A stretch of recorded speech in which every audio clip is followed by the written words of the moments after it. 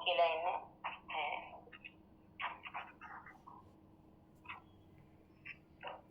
तुम या तो शांति से जवाब दोगे या फिर लाजवाब हो जाओगे। तुम जवाब नहीं दोगे और विपरीत क्षणों में, व्यग्रता के क्षणों में जवाब न देना, इससे बढ़िया लाजवाब क्या होगा। शांत हर हाल में व्यक्ति इस बात का बोध बनाए रखे कि मैं हर हाल में अपनी शांति को बरकरार। आप दिमाग को ठंडा रखिए, जुबान को नरम रखिए और दिल में रहम रखिए। स्वर्ग का सुकून आपके हाथ होगा। कोई अशांति आपको अशांत नहीं कर सकेगी। कोई व्यक्ति भी आपको अशांत नहीं कर सकेगा। यह उसकी कमी या मजबूरी है। मैं उसको अपनी कमी या मजबूरी नहीं होने दूंगा, फिर चाहे इसके लिए मुझे कैसा भी सैक्रिफाइस करना पड़े। व्यग्रता हो तो मत सोचो, मतलब भीतर में व्यग्रता चल रही है, कोई बात आ रही है तो मत सोचो।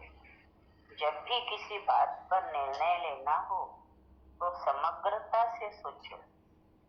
इस बिंदु पर भी ध्यान दो, उस बिंदु पर भी ध्यान दो। निर्णय पर पहुंचने से पहले हर हानि लाभ पर अपना ध्यान जरूर केंद्रित करो। अगर बाद में सोचना शुरू किया हानि होने के बाद, तो यह तुम्हारे लिए घाटे का सौदा होगा। आपने कई बणिक पुत्र, आप में कई बणिक पुत्र भी कहलाते होंगे। बणिक माने बनियों के पुत्र भी कहलाते होंगे। अतः बणिक बुद्धि का, व्यवसाय बुद्धि का उपयोग कीजिए कि लाभ हानि कहाँ है।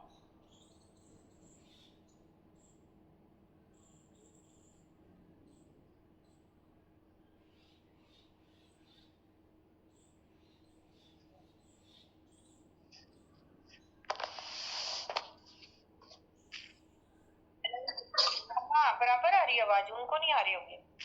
लो आवाज आ रही थी। जो ईयरफोन लगा के रखते हैं ना, उनको बराबर से आती है। नहीं दीदी, बिना ईयरफोन ही सुन रहे हैं। नहीं, ठीक से आ रही है मंजू। आपका एक बार देख लो नेटवर्क। ठीक है, ठीक। आप हो गए। कहाँ से पढ़ूं? माँ यहाँ से कि लाभ हानि कहाँ है। अच्छा, बणिक पुत्र हो हैं तो बुद्धि का इस्तेमाल करें, और बुद्धि का इस्तेमाल करें तो लाभ हानि कहाँ है वो देखें। और अगर ब्राह्मण हो तो भी बणिक बन जाओ, यानी बनिए बन जाओ। तुम और कोई जात या कौम के हो तो भी मैं कहूँगा कि बनिए बन जाओ। बनिए बन जाना यानी उनकी बुद्धि जैसा उपयोग करना। देख लो इस बिंदु को भी, उस बिंदु को भी, हानि को भी, लाभ को भी। किस सोच और किस विचार पर चलने से आपको लाभ है और किस पर चलने से हानि है, इसका भी सकारात्मक निर्णय लें। क्या अभी व्यग्रता का क्षण है? क्या आशंका, आवेश, दुराग्रह का क्षण है? नहीं, तुम्हारी सकारात्मक और समग्रता की सोच का आभा मंडल अपने आप तुम्हारे वातावरण को निर्मल करेगा। इतना धीरज अवश्य धरो। जीवन में इस तरह के विपरीत वातावरणों में जितना काम धीरज आता है, उतना काम और कोई भी गुण नहीं आता। जीवन की हर विपरीतता और हर विपरीत निमित्तों की बीच हर आक्रोश, आवेश, उत्तेजना के क्षणों में धैर्य जितना उपयोगी बनता है, हमने पाया है कि उतना और कोई तत्व नहीं बनता। क्षमा भी, करुणा भी उतना काम नहीं आती जितना कि चित्त में धारण किया हुआ धीरज आता है। तुम अगर पति हो तो पत्नी को तभी निभा सकोगे जब तुम्हारे भीतर उसके गुस्से को झेलने की धीरज होगा। अगर वह धैर्य नहीं होगा तो तुम आज इस स्तर तक नहीं पहुंचते और तुम कभी भी तलाक के लिए कोर्ट में पहुंच जाते और एक दूसरे से छुट्टी करवाते। शांति से सोचो, समग्रता से सोचो, हर बिंदु पर सोचो।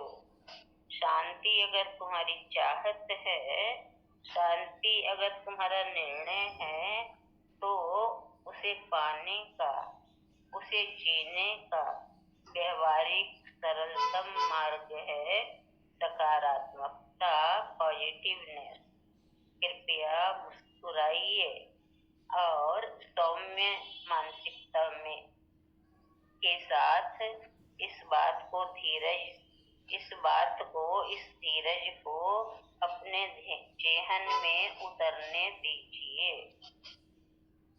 भूदान आयोग के चेयरमैन भाई श्रीपाल जी सिंधी को साधुवाद दूंगा, जिन्होंने आयोग के तहत सकारात्मक सोच के संदेश को पूरे प्रदेश में प्रशासन के हर दफ्तर तक पहुंचाने की पहल की। अपने स्वार्थ के लिए सभी लोग राजनीति करते हैं, किंतु उन्होंने मानवता को स्वस्थ और सौम्य बनाने के लिए राजनीति का उपयोग किया है और लोग उनसे प्रेरणा लेते हैं। सकारात्मक सोचिए, सफलता पाइए, यही आपसे निवेदन है कि जीवन में मिलने वाली असफलताओं से निराश होकर बैठ जाने वालों के लिए, जीवन में मिलने वाली असफलताओं से निराश होकर बैठ जाने वालों के लिए कर्म योग है, यानी कर्म करो, फल की आकांक्षा मत रखो। शायद अहिंसा में विश्वास रखने वाले लोग सबसे कम खेती करते हैं। अहिंसा में विश्वास करने वाले लोग सबसे कम हरियाली उगाते हैं। मैं कहना चाहूँगा, दुनिया में अगर सबसे ज्यादा खेती, हरियाली का विकास किसी को करना चाहिए तो अहिंसा में विश्वास रखने वाले लोगों को करना चाहिए।